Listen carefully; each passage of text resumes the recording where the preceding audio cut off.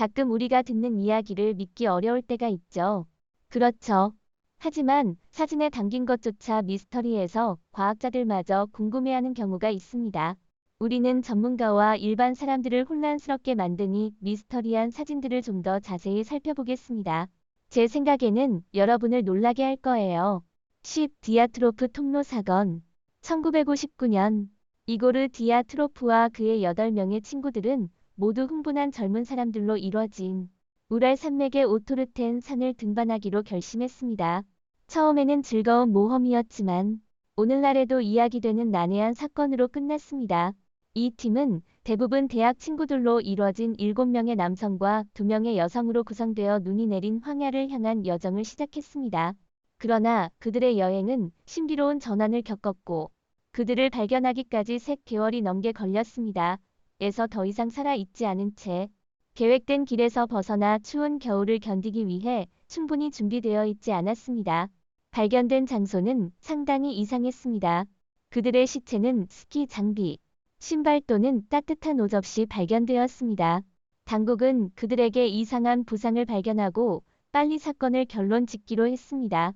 그룹 중 3명은 심각한 부상을 입은 반면 나머지는 추위해지는 것 같았습니다.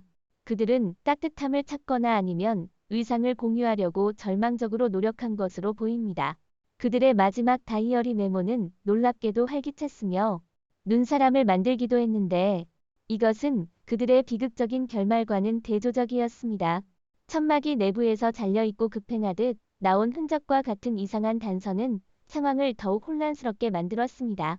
그들의 부상의 심각한 성격에도 불구하고 다른 사람들이 관련되어 있었다는 증거는 없었습니다.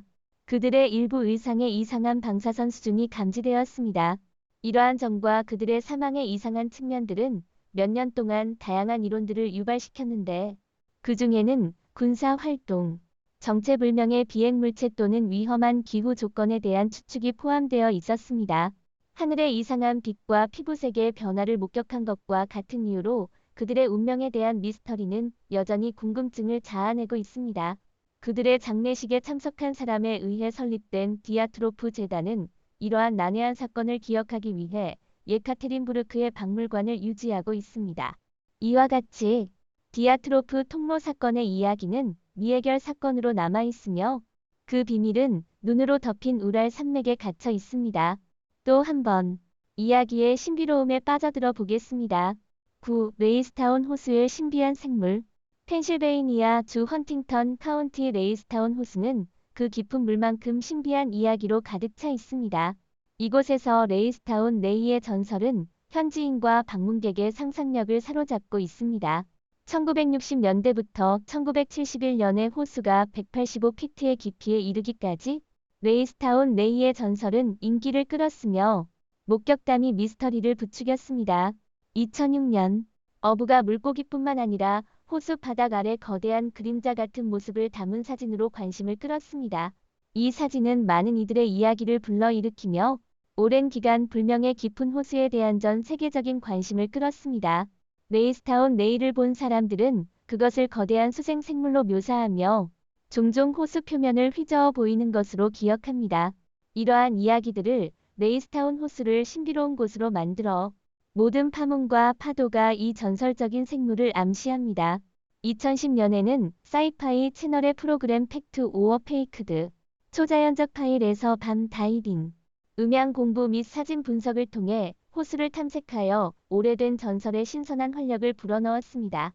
2000년대 초에 나온 캠퍼스 이야기는 거대한 수생 생물을 만난 이야기로 전설에 더 많은 호기심을 더했습니다. 야생 생물학자 제프 크라우스는 2006년에 레이스타운 레이가 실제로 존재한다면 호수의 잔디밭을 먹고 있을 수 있다고 제안했는데 이는 그것을 차분하고 보이지 않는 거대한 초식 동물로 상상했습니다. 이러한 아이디어는 레이스타운 레이가 포식자가 아니라는 증거와 함께 그것을 상당히 평화롭게 묘사합니다.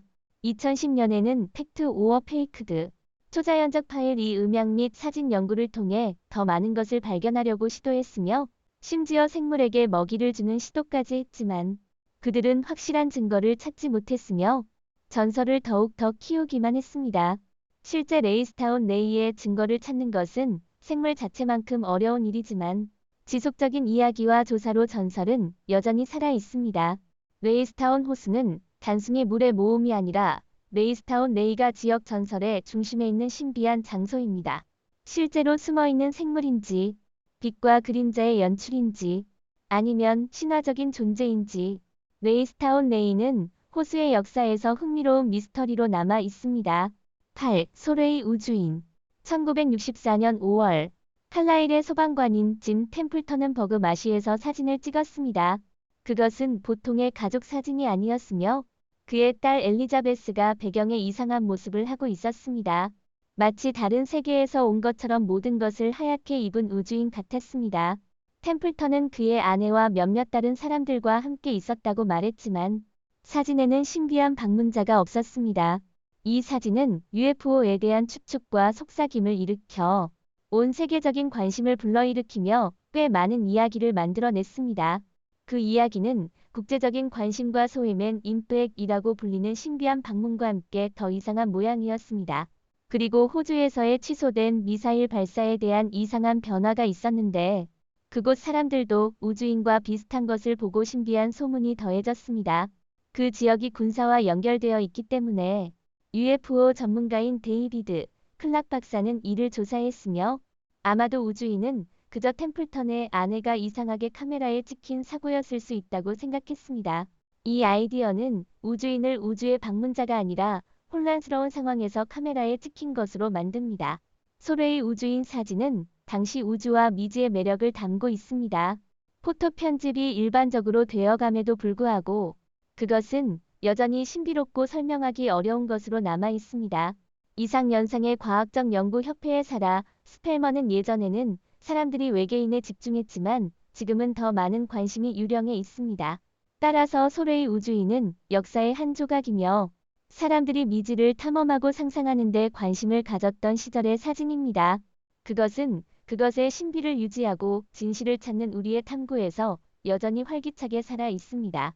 7. 영혼물질 세션 옥토플라즘이라고 하면 고스트버스터즈의 유령 슬라임을 떠올리게 할 수 있지만 이 용어에는 다른 의미가 있습니다. 과학에 관심이 있는 사람들에게는 아메바 내부의 점액의 외부 부분으로 알려져 있으며 생물학 수업에서 기억할 수 있는 것입니다. 그러나 초자연적인 것에 관심이 있는 사람들에게는 옥토플라즘은 영혼과의 연결에 사용되는 유령적인 물질로 간주됩니다. 19세기와 20세기 초반의 옛 시대의 세션에서 옥토플라즘은 중요한 역할을 했습니다. 이러한 이벤트들은 단순한 모임 이상이었습니다. 살아있는 사람과 죽은 사람 사이의 경계가 사라지는 것처럼 보였습니다. 실마리들은 영혼의 증거라고 주장하며 유령 슬라임 또는 얇은 직물처럼 보일 수 있는 옥토플라즘을 보여주었습니다. 때로는 그것을 사용하여 죽은 이의 얼굴을 형상화하여 그들이 다른 세계와 진정으로 소통하고 있다는 것을 보여주었습니다. 그러나 이러한 으스스한 공연의 많은 부분은 그냥 트릭이었습니다. 유명한 매체들은 종이에서 유령 모양을 만들거나 세션룸의 어둠 속에서 옥토플라즘으로 끌어낼 천을 숨기는 등의 단순한 마술 트릭을 사용하여 자주 들통나곤 했습니다. 이런 트릭들은 사람들을 쉽게 속였습니다. 사진이 나오기 시작하면서 이러한 세션의 사진은 무슨 일이든지 실제로 존재하는 유령의 증거로 받아들이는 사람들에게 즐겁게 받아들여졌습니다. 사진 속의 모든 이상한 흔적이나 설정은 다른 세계에서의 방문처럼 보였습니다. 그래서 옥토플라즘에 대해 이야기하는 것은 역사, 과학 및 신비를 섞은 사람들을 보는 재미있는 방법입니다. 이것은 우리가 현실과 우리의 이해를 넘어서는 것 사이의 경계를 탐험하고자 했던 시대로 우리를 되돌려 보냅니다. 우리 모두가 좋은 미스터리를 좋아하는 만큼입니다. 6. 바부샤카 여성 존 F. 케네디 대통령의 암살은 공포와 신비로 가득한 중요한 사건입니다. 그 뒤에는 혼란이 가득했으며 모든 사람들이 사진과 목격자의 계정을 찾고 있었습니다. 바부샤카 여성이라고 불리는 한 사람이 카메라에 잡히고 그녀의 헤드스카프 때문에 주목을 받았습니다. 그녀는 모든 것을 촬영했지만 어떻게든 자취를 감추고 심지어 FBI의 수사를 피해냈습니다. 몇 년 후 비버리 올리버라는 여성이 나타나 그녀가 바부샤카 여성이라고 주장했습니다. 그녀는 1970년 텍사스 교회에서 암살을 특별한 카메라로 촬영했다고 말하며 그녀의 영화를 FBI에서 옮겨갔다고 말했습니다. 그녀는 대마초를 가지고 있어서 문제가 생길까봐 무서워해서 조용했다고 했습니다. 올리버의 이야기는 카메라 유형을 언급하면서 케네디의 죽음 당시에 실제로 존재하지 않았던 곳을 보여주었고, 사진 속의 바부샤카 여성처럼 보이지 않았습니다. 그녀의 이야기에 대한 의문이 있음에도 불구하고 올리버는 그녀의 주장을 계속하여 자신이 드문 카메라 모델을 가지고 있다고 시사했습니다. 그녀의 신비하고 대담한 주장으로 그녀는 암살 사건에 대한 소문의 중심 인물이 되었으며, 그녀가 간첩, 비밀 요원이거나 카메라가 보이는 것보다 더 많은 것을 가지고 있다고 추측됩니다. 바부샤카 여성은 케네디 암살 사건의 큰 부분이 되었으며, 누가 그녀였는지, 그녀의 영화에 무엇이 있었는지, 그리고 전체 이야기에 그녀가 어떤 역할을 했는지에 대한 여전한 논의가 있습니다. 올리버의 주장 덕분에 바부샤카 여성은 미국 역사에서 가장 분석이 많이 된 사건 중 하나에서도 여전히 해결되지 않은 미스터리입니다. 그런데 이 여성이 수년이 지난 후에도 최고의 수사관들에게도 검토를 받은 상태에서 여전히 미스터리한 것은 이상한 일이 아닌가요? 그녀가 정말 누구일까요? 이 모든 미스터리에 대해 어떻게 생각하시나요? 훅 아일랜드 해상 괴물. 호주 퀸즐랜드에는 1965년부터 호기심을 자극한 훅 아일랜드 해상 괴물에 관한 이야기가 있습니다. 이 괴물은 거대한 올챙이처럼 커서 약 30피트 길며 창백한 눈과 꼬리에 뚜렷한 부상이 있는 것으로 알려져 있습니다. 신비로운 세계에 살고 있는 이 이야기는 로버트 르로이와 그의 가족, 그리고 친구인 행크 드 양이 대형 해저 승무원 근처에서 난파 후 이 괴물을 만난 것으로 시작되었습니다. 르로이의 부인이 스톤헤이븐 베이의 물속에서 거대한 그림자 같은 모양을 처음으로 보았으며, 이로써 그들은 유명한 미스터리 이야기로 빠지게 되었습니다. 1964년 12월에 찍은 그들의 사진에는 두 개의 하얀 눈 같은 것이 있는 큰 검은색 괴물이 나와 있어 예대상 괴물 이야기가 실제인 것처럼 보였습니다. 그러나 이런 이야기들은 종종 의심스럽습니다. 일부 사람들은 이 사진들이 그냥 트릭이거나 일반적인 해저 물질에 대한 오해일 수 있다고 생각합니다. 이것은 어떤 지느러미나 이빨이 없는, 단지 얇은 꼬리로 끝나는 매끈한 검은 몸만을 보여줍니다. 이 이상한 설명은 미스터리를 더 깊게 만들어 우리에게 답보다는 더 많은 질문을 남깁니다. 훅 아일랜드 해상 괴물 이야기는 단지 목격이 아닌 뉴스, TV, 다큐멘터리, 심지어 예술에까지 등장하여 현대적인 전설이 되었습니다. 이것은 과학적인 아메리칸에서 사람들이 사진과 괴물이 실제인지 논의하는 핫한 주제가 되었습니다. 일부 사람들은 사진이 모형이나 바스킹 상어와 같은 사망한 해양 생물을 사용하여 설정된 것일 수 있다고 생각합니다. 그러나 확실한 것은 없습니다. 비판가들은 괴물의 존재에 대해 반박하기 위해 불일치와 더 많은 증거 부족을 들었습니다. 그럼에도 불구하고 전설은 계속됩니다. 몇몇은 거대하고 대부분 탐험되지 않은 바다가 그러한 생물을 숨길 수 있다고 말합니다. 훅 아일랜드 해상 괴물은 노이와 크라켄과 함께 전설적인 암호 동물들의 집단 중 하나로, 그 진정한 이야기는 바다의 가장 깊은 곳만큼 숨겨져 있습니다. 4. 화성의 얼굴. 1976년 7월 25일 화성을 조사하던 바이킹 하나호 우주선은 사이도니아라고 불리는 화성의 한 부분을 찍었습니다. 이 사진에는 인간의 얼굴과 매우 닮은 것이 있었습니다. 이 화성의 얼굴은 전 세계 사람들이 화성에 생명체가 있을 수도 있다고 생각하며 흥분하게 만들었습니다. 뇌서는 그것이 눈이나 그림자가 눈에 잘못된 것인 파레이돌리아라고 하는 것 때문이라고 말했습니다. 그러나 이것은 뇌서 각 큰 비밀을 숨기고 있다고 사람들이 생각하는 것을 막지 못했습니다. 이 화성의 얼굴은 곧 빨리 인기가 높아져 엑스 파일과 같은 셔, 퓨처라마 같은 만화, 그리고 파이널 판타지 IV와 XCOM 같은 게임에서도 등장했습니다. 심지어 화성인 헌터 코믹스에서도 이 신비한 얼굴에 대해 언급하여 과거의 화성 사회에 관한 야생 이론을 더했습니다. 화성 얼굴의 이 신비는 여러 해 동안 계속되었습니다. 그러나 1998년 4월 화성 글로벌 서베이어 우주선이 새로운 사진을 찍어 이 얼굴이 단지 바람과 침식에 의해 형성된 평범한 언덕일 뿐이라는 것을 보여주었습니다. 화성 전문가인 짐 가비는 이 언덕이 지구에 있는 자연 형성물과 같다고 말했습니다.